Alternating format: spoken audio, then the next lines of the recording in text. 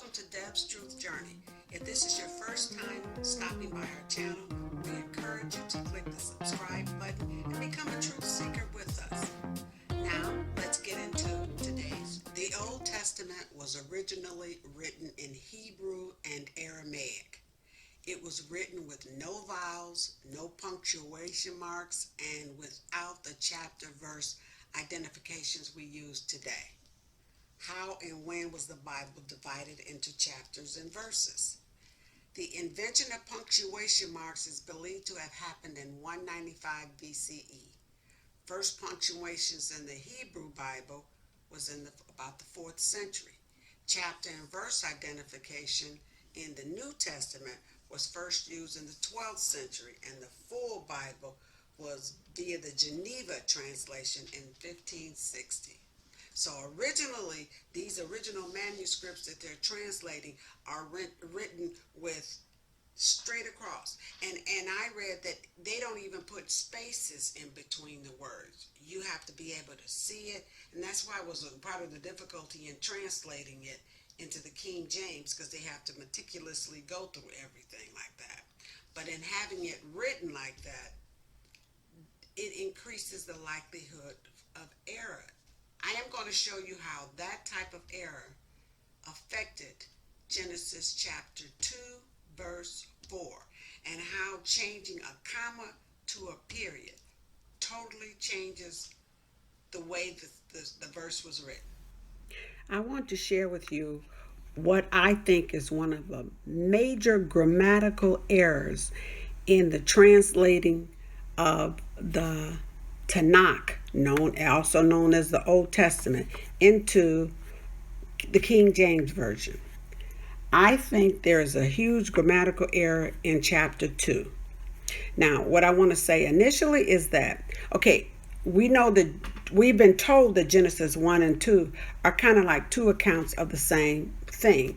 Because, the questions of, well, why is there, how could there be this before that, and different things like that. And we have been told that that's just because two different people wrote it, or it's two different vantage points of the same narrative. But I disagree. And here's why.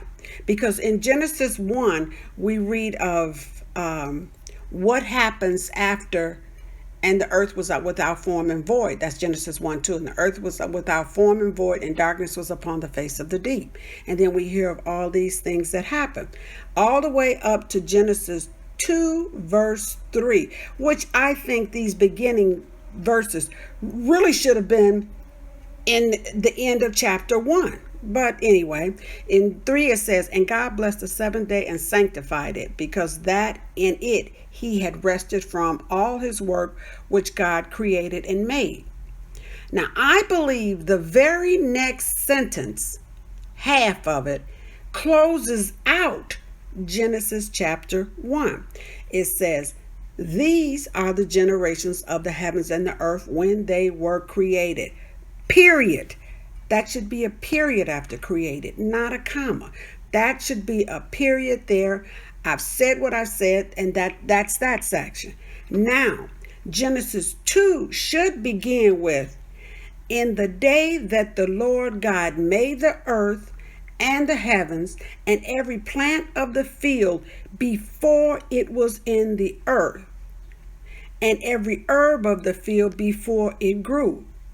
For the Lord God had not caused it to rain upon the earth. All of this happened before, long before whatever happened to make it void and dark.